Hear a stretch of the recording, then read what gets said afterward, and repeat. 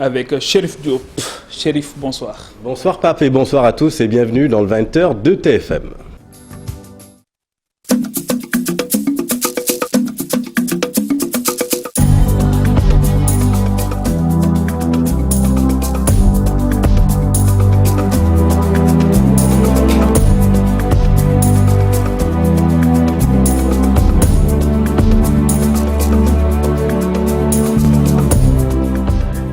Dans l'actualité de ce mardi, le père de Doudou Faye et ses deux co-prévenus vont sortir de prison dans 5 jours. Ils ont été condamnés à 2 ans de prison dont 1 mois ferme. Relaxés pour le délit de complicité de trafic de migrants, ils sont jugés coupables pour mise en danger de la vie d'autrui. On vous explique tout dans cette édition. Encore un peu de patience et fini les embouteillages monstres à Yoff. L'autopont sera ouvert à la circulation le 23 décembre selon le ministre en charge du transport. Plus de détails dans cette édition. L'ombre du professeur Ibader Thiam a plané au cimetière Thiaroye 44 aujourd'hui. La 16e édition de la journée des tirailleurs sénégalais a été marquée par l'hommage rendu aux grands défenseurs de la mémoire des tirailleurs. Journée célébrée à Dakar et en région, nous ferons le point. Et puis, bouillon de culture vers la fin de cette édition. Amoureux de l'art, le musée des civilisations noires ouvre ses portes ce mercredi après 9 mois de fermeture à cause de la pandémie. Élu par le magazine Time comme l'un des 100 lieux phares à voir dans le monde, le musée met en lumière le pluralisme du continent. On vous prend la main pour une fascinante visite guidée à la fin de cette édition. Voilà pour le sommaire, tout de suite le développement.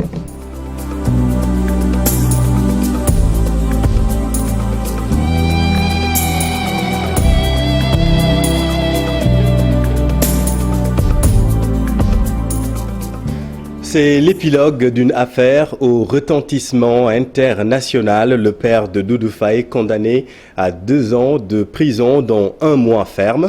Incarcéré depuis le 13 novembre, lui et ses 2 autres prévenus vont sortir de prison dans 5 jours. Voyez tout cela avec Abdourahmane Diallo et Saliou Faye. Mamadou Lamine Faye, père de Doudou, et 2 autres pères d'enfants rescapés à l'immigration clandestine condamnés à 2 ans de prison, dont 1 mois ferme. On peut dire qu'on est soulagé, surtout pour le père de feu Doudou Faye et sa famille. Et nous avions estimé qu'il avait suffisamment souffert de cette affaire. Aucune peine n'aurait pu remplacer la peine qu'il a déjà subie du fait de la perte de son enfant, simplement parce qu'il pensait pouvoir lui réserver un avenir meilleur. Maintenant, nous avions demandé à titre principal la relaxe et à titre subsidiaire une application bienveillante de la loi. Ces 3 pères de famille ont été relaxés pour complicité de trafic de migrants, mais condamnés pour mise en danger de la vie d'autrui. C'est une jurisprudence discutable, surtout pour les pères de famille dont les enfants sont majeurs. On ne peut pas être tenu pour responsable d'un acte d'une personne majeure. Pour le cas de Doudou, du père de Doudou, c'est vrai que son enfant est mineur, on peut lui imputer une certaine responsabilité, mais pour les parents dont les enfants sont majeurs, je crois que cette jurisprudence serait dangereuse et qu'il importe très rapidement de la remettre en cause. Le père de Doudou, l'enfant mort en pleine mer, et ses 2 camarades vont rester 5 autres jours en prison. Ils ont été arrêtés le 13 novembre dernier. Merci Abdourahmane. Et puis justice toujours, la famille de Boy Guinée inquiète pour sa santé. Le détenu qui s'est plusieurs fois évadé des prisons sénégalaises observerait une grève de la faim depuis 10 jours.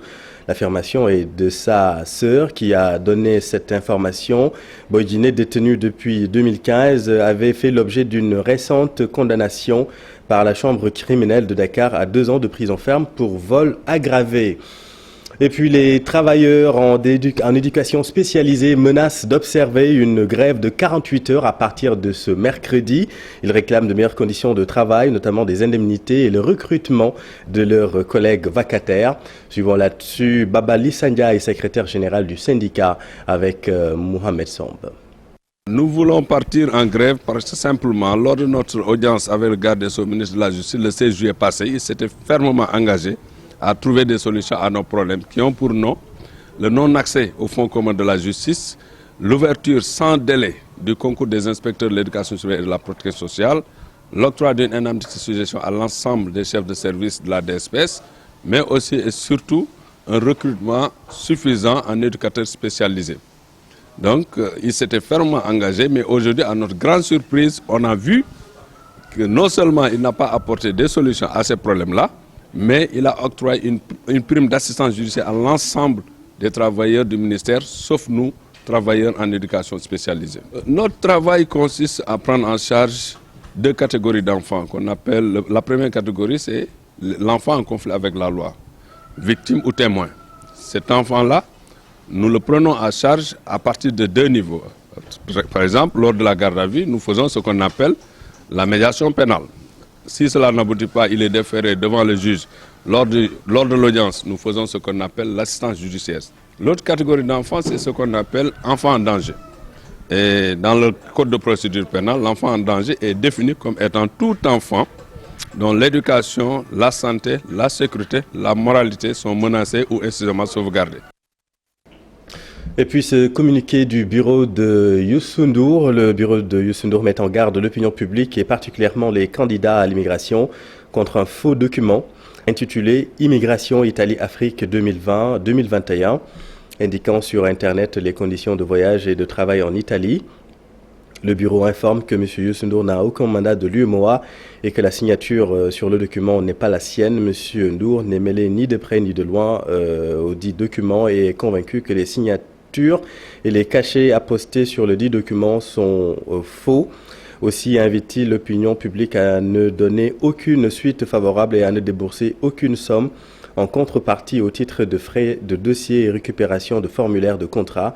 Invitant à la prudence, le bureau Youssou N'Dour déclare dégager toute responsabilité, M. N'Dour, en cas d'escroquerie avérée. Parlons éducation à présent, débrayage mardi, grève totale demain, mercredi, c'est le mot d'ordre du G6 de Fatick. Les enseignants réclament le paiement des indemnités du baccalauréat. Le G6 a fait face à la presse à Fatick, suivant leur porte-parole Mamadou Bafati avec Aminata Goudiaby et Abdoukarim Bey. Le non-paiement des déplacements du bac dépassant largement le délai d'attente qui est le 30 novembre requis pour les 10 paiements. Le G6 de Fatick a décidé de tenir ce point de presse pour exiger le paiement sans délai de ces indemnités. Et au-delà du paiement de ces indemnités, le G6 de Fatick voudrait informer l'opinion publique nationale sur un certain nombre de griefs. Il s'agit entre autres du retard du paiement des salaires des enseignants contractuels, MC et PC. Ce retard est récurrent. 2. Du manque criard d'enseignants, notamment en sciences, en philosophie, en espagnol et en EPS, de l'insuffisance en table-banc et en salle de classe dans certaines écoles, des abris provisoires qui persistent. Il suffit simplement de se rendre au lycée de Passy pour s'en rendre compte. La chambre d'un collègue fut incendiée à Bassoul par un élément X, que justice soit faite sur cette affaire. Le G6 de Fatick exhorte tous ses camarades à suivre le mot d'ordre de grève, un débrayage le mardi 8 décembre à 9h et une grève totale le mercredi 9. Nous espérons que, au-delà de ce premier plan d'action, l'autorité prendra toutes les mesures idoines pour apaiser le milieu scolaire. Et puis le CAMES a décerné pour la première fois le prix Macky Sall pour la recherche au programme de recherche santé African Life Story of Covid-19, projet coordonné par Fatou Bintou Sarr de l'université Iba Der Thiam de Thiès. La cérémonie a eu lieu ce matin au centre de conférence Abdou Diouf. Le président de la République qui a présidé la rencontre a annoncé une subvention de 500 millions au CAMES. Le chef de l'État invite les États membres à appuyer le Conseil. Nous l'écoutons. C'était 500 millions. Je voudrais vous dire, monsieur le secrétaire général, 2020, ce sera encore 500 millions. Au-delà d'ailleurs de cette contribution, je demanderai à certaines institutions comme la Banque africaine de développement de contribuer à alimenter le fonds de la recherche du CAMES. Le CAMES mérite le soutien de ses États membres parce que depuis sa création en 1968, il participe à nos efforts d'intégration africaine par la voie académique, celle qui forme et éclaire les esprits par le savoir et le savoir-faire. Pour cette première édition de notre prix, je suis heureux de savoir que le jury a retenu. Toute autre chose à présent, l'autopont de Yoff sera ouvert à la circulation le 23 décembre prochain. Nous vous parlions la semaine dernière de ces kilomètres de bouchons dans la capitale sénégalaise, kilomètres de bouchons causés par ces travaux en cours dans Dakar. Eh bien, le trafic sera beaucoup plus fluide avec ces autoponts, selon le ministre en charge du transport, Mansour Faye, qui était en visite sur le chantier. L'ouverture complète des 2 autoponts réalisés sur la VDN. Le premier autopont, c'est celui de Cité Keur Gorgui. Le deuxième, c'est donc présentement là où nous sommes, donc Saint-Lazare. C'est pour constater que le programme d'amélioration de la mobilité urbaine à Dakar devient maintenant une réalité. Ces 2 autoponts qui vont contribuer fortement à améliorer la circulation de manière générale. L'autopont donc de Yoff, ouvrage qui sera livré avant la fin décembre, au plus tard le 23 décembre prochain.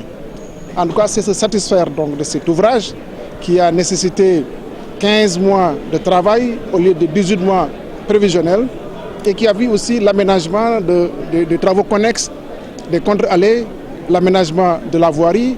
Et cela va contribuer naturellement à permettre au voisinage donc de pouvoir circuler convenablement et librement. Et le ministre en charge du transport doit défendre les intérêts des Sénégalais qui ont contribué à la réalisation de l'autoroute à péage selon Iliman Khan. Hier à l'hémicycle, vous savez, le ministre Mansour Faye avait déclaré que la route nationale était une alternative à celui qui n'a pas les moyens d'emprunter l'autoroute de l'avenir. Déclaration maladroite selon le président de l'ex-Africa. C'est très normal que les populations demandent une réduction des tarifs qui sont exorbitants. Et cela pour plusieurs raisons. La première, c'est que déjà, l'autoroute est très rentable. À partir de l'étude que nous avons nous-mêmes menée récemment, que les prévisions de départ ont été largement dépassées de plus de 30 quelques milliards. Donc ça, c'est un fait. L'autre fait, c'est que dans le financement même de cette autoroute à péage, c'est encore le contribuable sénégalais qui a supporté l'essentiel de l'investissement. L'entreprise privée, aujourd'hui, qui exploite cette autoroute, n'a pas de ses propres fonds dépassé plus de 20 milliards. Et avec le concours de ses partenaires financiers, dont la SFC de la Banque mondiale et autres, c'est pas plus de 61 milliards. Donc, l'essentiel de cet ouvrage a été financé par le citoyen sénégalais.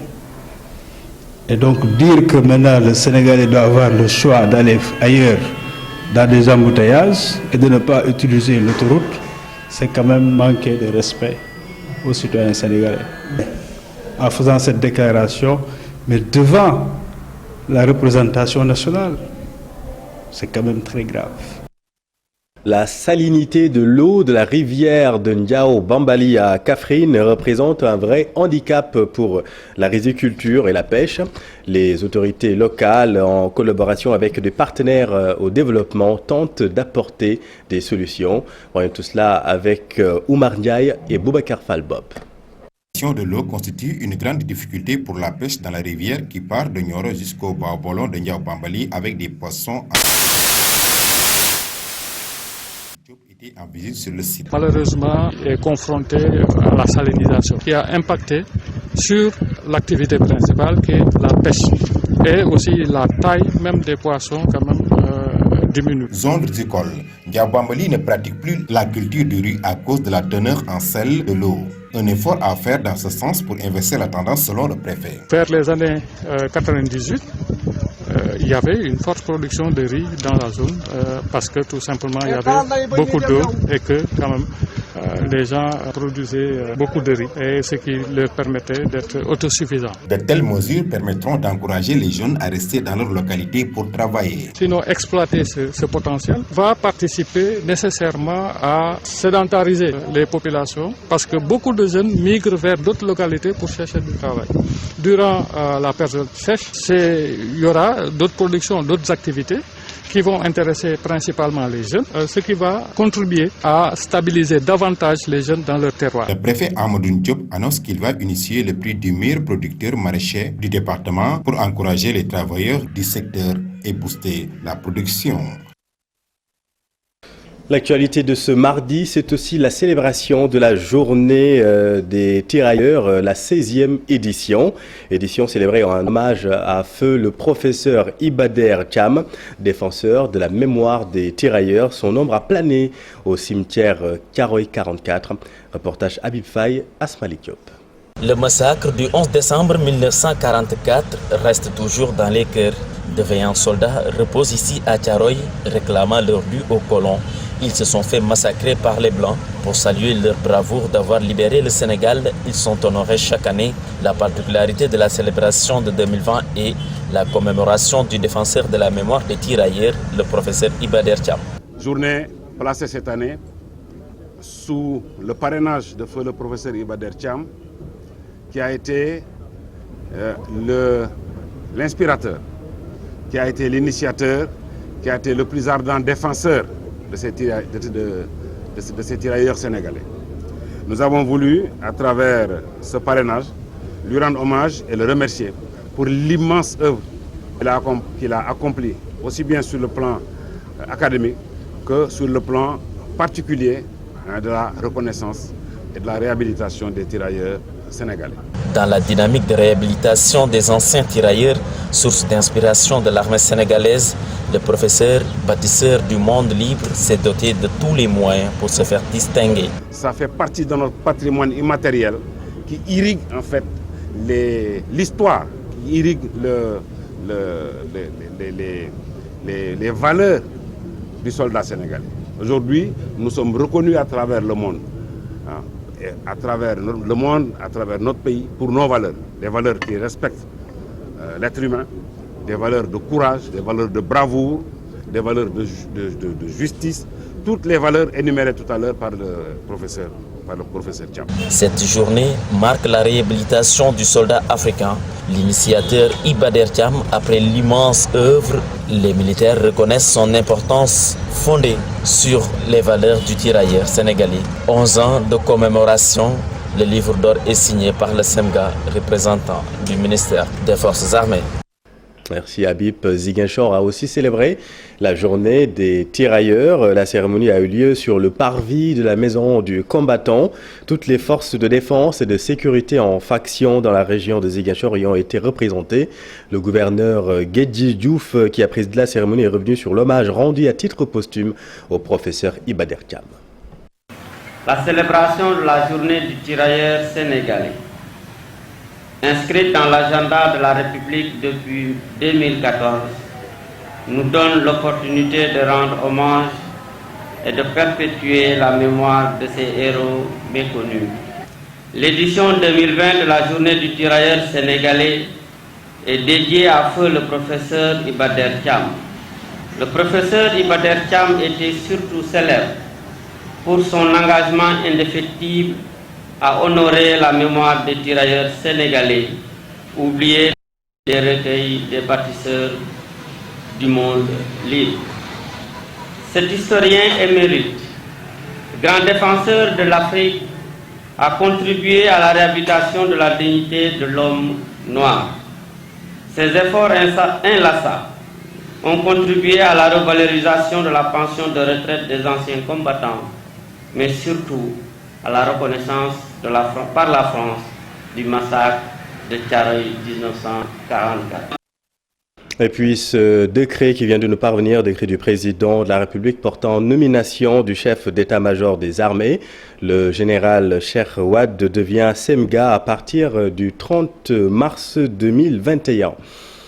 Problème de distribution de l'eau encore une fois dans la capitale, sit-in des habitants de Mamel. Ils réclament l'eau. Selon les populations, le liquide précieux ne coule pas depuis un mois maintenant. Écoutons leur porte-parole, Rita Fall, avec Maïmouna Ndiaye. Il n'y a pas une seule maison où il n'y a pas de réservoir d'eau. On n'a pas payé des installations chères, des surpresseurs, pour que quand on a une goutte d'eau, on puisse l'optimiser. Mais quand vous restez un mois sans qu'il y ait une seule goutte d'eau qui transite par le système. Vous avez beau faire des installations, ça ne sert à rien.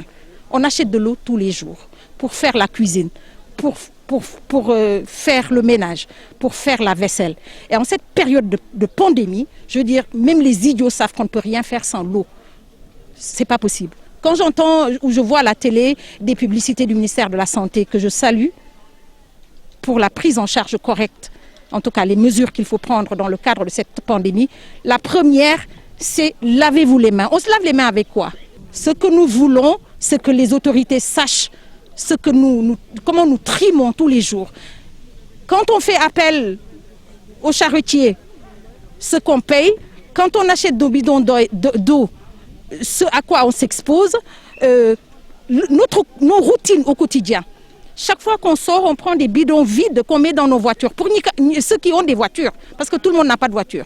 Il y a une solidarité dans le quartier. Quand ma voisine sait qu'il y a une citerne qui va arriver, elle appelle tout le monde. On veut que ça cesse. Si l'administration en charge de la gestion d'eau n'est pas capable, elle n'a qu'à céder la place à quelqu'un d'autre. Et puis parlons religion. Un colloque s'est tenu à Dakar pour porter le plaidoyer pour le dialogue interreligieux fécond au Sénégal. L'accent a été mis sur les problématiques de l'application de la Convention de Maputo. La liberté religieuse prise entre conscience individuelle et revendications collectives a été évoquée par un environnement plus stable.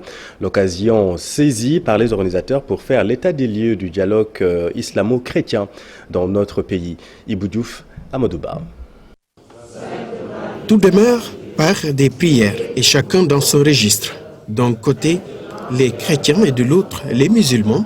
Une manière de magnifier ce dialogue interreligieux. Retenir qu'elle est excellente et qu'il y a une vraie convivialité, une fraternité entre les différentes religions, les guides religieux. Comme on l'a vu tout à l'heure, on a fait la prière interreligieuse avec les représentants des différentes religions. C'est très important et il est important de préserver cette harmonie, cette cohabitation. Donc nous nous attelons justement à sensibiliser sur le besoin d'être vigilants. Un colloque pour porter un plaidoyer pour le dialogue interreligieux, un cadre pour mettre l'accent sur les problématiques de l'application des États signataires de la Convention de Maputo. En tout cas au Sénégal, dans notre islam soufi, nous savons que ces religions ont en commun, comme son nom l'indique, révélé. Dans l'islam, nous parlons des gens des livres. Nous savons tous que ces religions sont de tradition abrahamique, ils viennent tous d'Abraham. Nous savons tous qu'un musulman n'a aucun problème pour reconnaître ses prophètes parce que ça fait partie des conditions de la foi.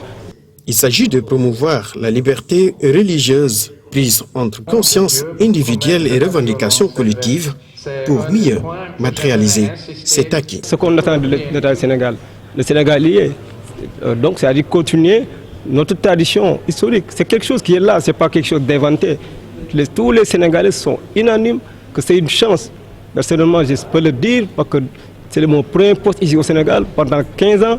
J'ai sillonné l'Afrique, j'ai travaillé en profondeur pendant 15 ans. C'est pour dire que nous avons des valeurs à préserver et que tout le monde doit être sensible et tout le monde doit prendre ses responsabilités. De l'avis de ces acteurs, religion et liberté est un acquis au Sénégal, ce qui donne plus de succès à ce dialogue interreligieux et chacun de son côté est appelé à plus de responsabilités pour une paix durable.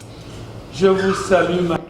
Merci Ibou. Venons-en à notre reportage du jour. Vous avez été longtemps sevré de culture à cause de la pandémie actuelle. Eh bien, sachez que vous pouvez visiter dès demain le musée des civilisations noires après 9 mois de fermeture. Le musée élu par le magazine Time comme l'un des 100 lieux phares à voir dans le monde. Le musée donc rouvre ses portes à partir de demain, mercredi, mais en attendant, on vous prend la main pour une visite guidée avec Pape Faraning et Babacar Dione. Musée des civilisations noires. Au milieu de ce lieu de culture, un grand baobab en métal dans l'espace dénommé berceau de l'humanité. Ce crâne date de plus de 7 millions d'années. Il s'appelle Toumeï, a été retrouvé au Tchad. À côté, le squelette de Lucie qui date de 3,2 millions d'années. Jusqu'à l'Homo sapiens sapiens, dans le sens d'une aiguille de la montre pour retracer l'évolution de l'homme. 10 expositions composent ce musée, dont 3 nouveautés, avec des œuvres et objets d'art qui datent de l'Antiquité. par exemple l'Afrique berceau de l'humanité, le dialogue des masques, les lignes de continuité, la contribution de l'Afrique au patrimoine scientifique, la métallurgie du fer. Maintenant, les nouvelles expositions sont les civilisations africaines continentales, les appropriations et aussi maintenant l'Afrique qui concerne l'art contemporain. Dans la salle des civilisations africaines, les boubous des chercheurs, les sarcophages et l'histoire égyptienne font le décor de la salle. L'autre espace qui fait attraction, l'espace dédié à la religion, le sabre de El Hadji Omar Tall, ses chaussures et le livre saint, l'effigie de Cheikh Ahmadou Bamba, le manteau de Cheikh el-Islam Baye Niasse, les sandales et le bonnet carré de Serigne Babacar Sy, les œuvres de Seydina Limamou Laye, entre autres. Différentes confréries du Sénégal y sont représentées, aussi le christianisme, et en quelque sorte c'est ce que nous avons montré dans la salle. Oui, le sabre de Cheikh Omar Tall fait partie aussi de la partie islam. Il y a aussi des objets personnels qui appartenaient à Serigne Touba,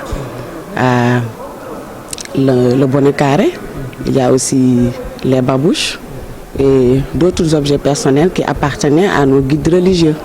Actuellement, le musée fait peau neuve après 9 mois de fermeture à cause de la Covid-19. Dans ce musée des civilisations noires, on y trouve l'histoire de toute l'humanité. Merci Pafara. Et puis un mot de sport, Afrobasket U18 2020. Le Sénégal est qualifié en finale chez les garçons. Victoire contre la Guinée 52-39. Les Lionceaux décrochent également leur qualification au mondial U19 en juillet 2021 en Finlande. On voit tout cela avec Cher Sadibou Diarra. Le Sénégal est en finale de l'Afrobasket U18 masculin en Égypte. Les Lionceaux sont venus à bout des Guinéens en demi-finale ce mardi. Ils sont montés en puissance au cours de la rencontre. C'est la Guinée qui remporte le premier quart-temps de 9 points d'écart. Elle mène même à la pause 23-20. Khalifa Ababakar Diop et Babacar Sané sonnent la révolte pour le Sénégal qui s'adjuge largement les 2 derniers quart-temps. Un vrai travail d'équipe. 3 joueurs avec 10 points ou plus et une domination au rebond avec le gros chantier du pivot Ibou Dianko Badji et ses 15 prises. Les Lionceaux s'imposent finalement 52-39. Le Sénégal, finaliste malheureux de la dernière édition, est encore en finale de l'Afrobasket des moins de 18 ans.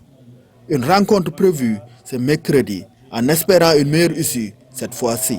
Avec cette place de finaliste, les Lionceaux compostent leur ticket pour le mondial U19 prévu du 3 au 11 juillet 2021 en Finlande. Une compétition que ne verront pas les Lioncelles. Toutefois, elles ne rentrent pas d'Égypte sans victoire. Après 3 revers consécutifs, les Lioncelles ont battu les Égyptiennes 67-64 à l'issue de la prolongation. L'affiche de la finale de l'Afrobasket U18 féminin oppose ce mercredi l'Égypte au Mali. Cher Sadibou, et puis le Sénégal va rencontrer en finale le Mali qui a éliminé le pays hôte, l'Égypte, sur le score de 79-70. Sénégal-Mali, un remake de la finale de la dernière édition qui n'avait pas souri au Sénégal. Et puis, dernière note, le Sénégal, hôte du tournoi de l'UFOA U17 qualificatif à la CAN de la catégorie prévue au Maroc en 2021. Sénégal remplace au pied levé la Sierra Leone pour cette compétition qui débute ce samedi 12 décembre, selon le quotidien sportif Record qui a donné l'information. Le nombre de pays participants et les groupes ne sont pas pour le moment connus. Le Sénégal, qui avait déjà accueilli le tournoi en 2015, a de bonnes chances de composter l'un des tickets qualificatifs. Croisons les doigts. C'est la fin de cette édition. Merci de votre attention. L'info continue dans Soir d'Info avec vous, Aram Pape Djibril. Hein, vous ne ressemblez pas du tout à Aram. Hein, on va se calmer. Pape Djibril Fall. C'était un clé de Aram. Exactement. Vous recevez Bagoré Batili ce soir.